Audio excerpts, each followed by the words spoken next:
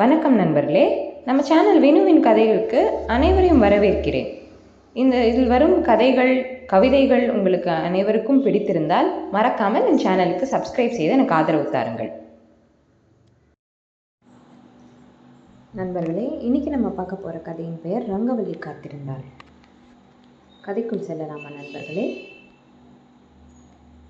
10 மணி அலுவலகத்திற்கு 9:55க்கு உள்நுழைந்து சீட்டுக்குள் உடம்பை நுழைத்து சிஸ்டமை ஆன் செய்ய நேற்று சரியாக சைன் அவுட் ஆகாத சிஸ்டம் கடகடவென தன் விண்டோவை திறந்தது. முகநூல் நோட்டிஃபிகேஷன்களும் வந்து விழ ஒரு நோட்டிஃபிகேஷன் மட்டும் கண்களில் பட்ட அந்த நொடியில் மூளையின் ஞாபக அடுக்குகளை திறந்தது. நான் படித்த பள்ளிக்கூடத்திலிருந்து வந்திருந்த அலுமினியம் மீட் நோட்டிஃபிகேஷன் அது. 17 வயது சந்தோஷத்துடன் முகநூலை திறந்தேன். மை காட், +2 முடித்து 20 வருஷம் ஆயிடுச்சா?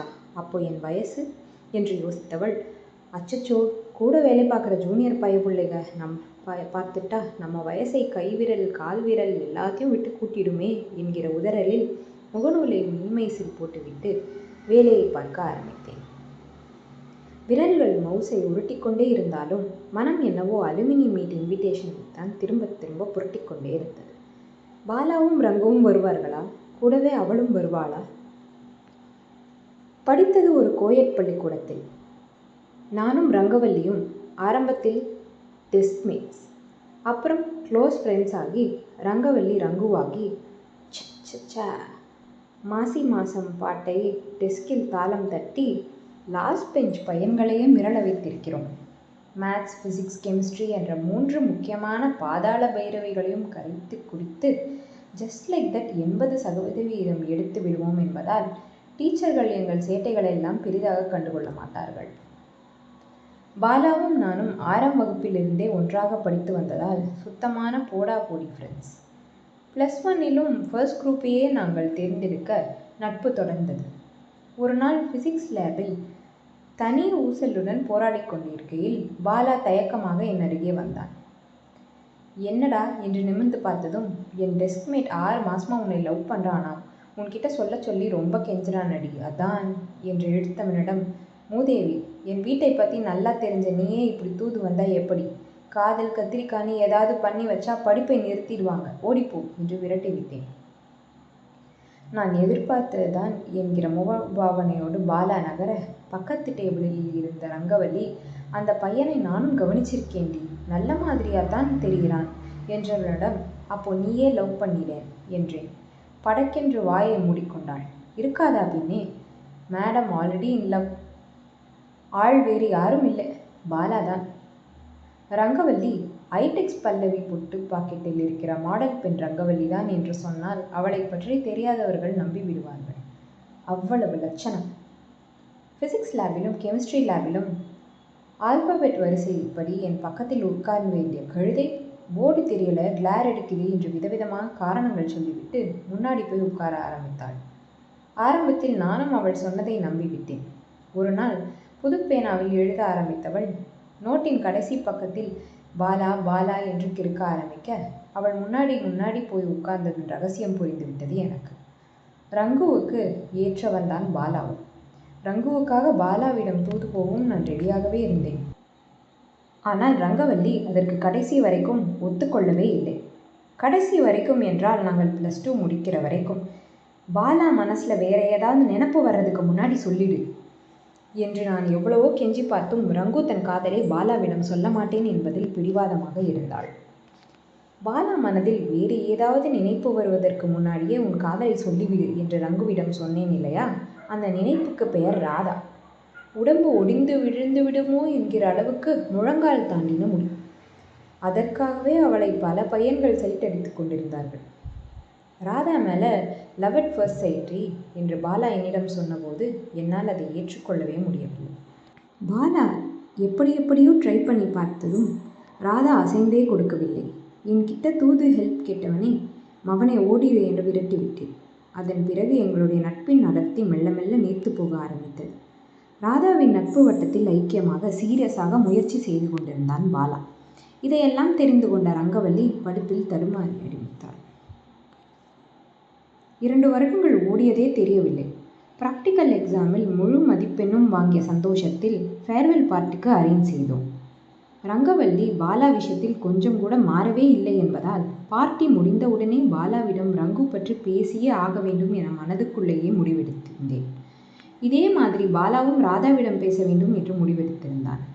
எல்லாம் சில புது நண்பர்களால் கிடைத்த செய்திதான். பாலா தான் நினைத்த மாதிரியே ராதாவின் ப்ரொப்போஸ் செய்தான்.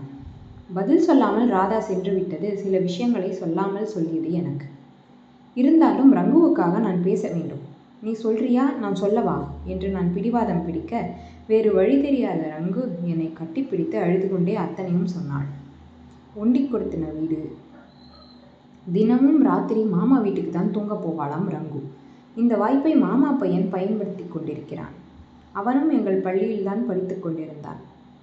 பட் வேற டிபார்ட்மெண்ட். நடுராத்திரி உடம்புல ஏதோ ஊறுற மாதிரி இருக்குன்னு திடுக்கிட்டு பார்த்தா கண்ட இடத்துல தடவிட்டு இருப்பான்டி. பகல்ல என் முகத்தை நிமிர்ந்து கூட பார்க்க மாட்டான். அம்மா கிட்ட சொல்றதுக்கும் பயமா இருக்குடின்னு கேவ ஆரம்பித்தவளின் முதுகை தடவி சமாதானம் மட்டும்தான் சொல்ல தெரிந்தது அப்போது எனக்கு. 20 வருடங்களுக்கு முன்னால் செக்ஷுவல் அபியூஸ் பற்றியெல்லாம் ஒன்றுமே தெரியாது. கூடவே இது வெளியே தெரிந்தால் நமக்குத்தான் அசிங்கம் என்று நம்பிக்கொண்டிருந்த அறியாமை வேறு. அவ்வளவுதான், எல்லாம் முடிந்தது. பரீட்சையின் கடைசி நாள் ஆட்டோகிராஃப் நோட்டில் வீட்டு முகவரிகளை பரிமாறிக்கொண்டு அவரவர் வாழ்க்கையை தேடிக்கொண்டு கிளம்பினோம். வீடு மாறும்போது அந்த ஆட்டோகிராஃப் புத்தகம் செல்லரித்து போய் கிடந்தது. ரங்குவையும் பாலாவையும் அந்த நிமிஷம்தான் நான் கடைசியாக நினைத்தேன் என்று நினைக்கிறேன். கல்யாணம், புருஷன், பிள்ளை, வேலை என்று வாழ்க்கை ஒரே நேர்கோட்டில் பயணம் செய்து கொண்டிருக்கிற இந்த நேரத்தில் தான் இதோ school alumni meet invitation. Rangavalli வருவாளா? பாலா வருவானா? ராதாவும் வருவாளா? மனம் முழுக்க இவர்களின் ஞாபகங்கள் தான். பாலா யாரை கல்யாணம் பண்ணியிருப்பான் என்று என் வீட்டுக்காரரை கேட்க, இந்த கேள்வியை இன்னைக்கு மட்டும் 8வது தடவையாக கேட்கிறப்பா என்கிறார் சீரியஸாக. வேறு வழியே இல்லை. இன்னும் 10 நாள் வெயிட் பண்ணித்தான் ஆக வேண்டும். Let's wait. அந்த நாளும் வந்தது. ஒரே கலர் யூனிஃபார்மில் ஸ்டேட்டஸ் தெரியாமல் வளர்ந்தோம். இந்த அலுமினி மீட் எல்லாருடைய ஸ்டேட்டஸையும் எல்லாருக்கும் சொல்லிவிட்டது. கண்ணில் பட்டவர்களுக்கு ஹாய் ஹலோ சொல்லியபடி பாலாவை தேடினேன்.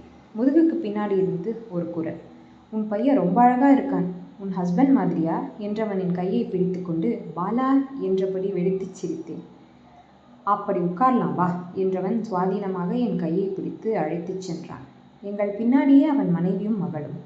உன்னை எங்களுக்கு நல்லா தெரியுமே என்கிற பாவனையில் இருந்தன அவர்களுடைய முகங்கள். இருக்கை தேடி 4 பேரும் அமர்ந்தவுடன் டீ குடிக்கலாம் வாங்க என்ற குரலுக்கு, நாங்கள் 2 பேரும் போய் எடுத்துட்டு வரோம். எவ்வளோ நாள் கழித்து 2 பேரும் மீட் பண்ணியிருக்கீங்க, பேசிட்டுருங்க என்றபடி தாயும் மகளும் எழுந்து போனார்கள். நான் பாலாவையே பார்த்து கொண்டிருந்தேன். ஏய் என்ன, உன் அதே பழைய ஃப்ரெண்டு தான். ரங்கவல்லியும் ராதாவும் வரலையா? வந்திருந்தா பார்த்துருப்போமே, வரலை தான் போல. ஆமாம், நீ ரங்கவல்லியை பார்க்கணுன்னு ஆசைப்படுவே, ராதாவையுமா பார்க்கணும்? அவளைத்தான் உனக்கு பிடிக்காதே. அப்படியெல்லாம் ஒன்றும் இல்லை. ரங்கவல்லிக்கு போட்டியாக யார் வந்தாலும் உனக்கு பிடிக்காது இல்லையா? அப்போ உனக்கு எல்லாம் தெரியும். உனக்கு தெரிஞ்சது தெரியாதது, ஏன் ரங்கவல்லி உன்கிட்ட மறைச்சது எல்லாமே தெரியும். என்கிட்ட மறைச்சாளா? அன்னைக்கு நான் ராதா கிட்ட என் லவ்வை சொன்னது மட்டும்தானே உனக்கு தெரியும். அதுக்கப்புறம் ரங்கவல்லி என்கிட்ட அவள் லவ்வை சொன்னது உனக்கு தெரியுமா? என்னது? காதலிக்கிறேன்னு வார்த்தையாக சொல்லலை. நீ எப்படியும் என்னை புரிஞ்சுப்பேன்னு நம்பினேன்னு சொன்னான். அவளோட அந்த பொறுக்கி மாமா பையன் என்கிட்ட ஒரு நாள் பேசினான். அவனுக்கு ரங்கவல்லி மனசில் நான் இருந்தது தெரிஞ்சிருக்கு. எனக்குத்தான். அந்த நேரத்தில் நானும் ராதா ராதான்னு சுற்றிட்டு இருந்தேன். ரங்கவல்லி மனசுக்குள்ளே நான் இருந்ததை தெரிஞ்சுக்கலாமே போயிட்டேன். நீயாவது சொல்லியிருக்கலாமே என்றவனை வலியுடன் நிமிர்ந்து பார்த்தேன். உன்னை பார்க்கணும், ரங்கவல்லியை பார்க்கணும்னு தான் இந்த மீட்டுக்கே வந்தேன். உன்னை மட்டும்தான் பார்க்க முடிஞ்சது. தன் கண் கலங்குவதை யாரும் பார்த்துவிடக்கூடாது என்பதற்காக தலையை குனிந்து கொண்டிருந்தான் Bala. Radha one side love தானே. வேலை கிடைச்சதும் என் வீட்டில் சொல்லி பொண்ணு கேட்கலாம்னு நினைச்சேன். அதுக்குள்ளே அவளுக்கு கல்யாணம் ஆயிடுச்சு. உன் ஒய்ஃப்க்கு இதெல்லாம் என்ற என் கேள்விக்கு மிஸ்ஸஸ் பாலாவின் குரல் இடையிட்டது. என்னங்க, உங்கள் ஃப்ரெண்ட் அவரோட ரங்கவல்லி பற்றி பேச ஆரம்பிச்சிட்டாரா? ரங்கவல்லி பற்றி சொல்லியிருக்கியாடா? குரலை தாழ்த்தி கொண்டு ராதா பற்றி என்றேன். இல்லை. ஏன் தெரியலை. ரொம்ப வருஷம் கழித்து என் மனதுக்குள் சொல்ல தெரியாத இடம். பாலாவின் மனதில் என் ரங்கவல்லி இருக்கிறார். கதை முடிந்தது நண்பர்களே. உங்களுக்கு இந்த கதை பிடித்திருந்தால் எனது சேனலுக்கு சப்ஸ்கிரைப் செய்யவும். நன்றி.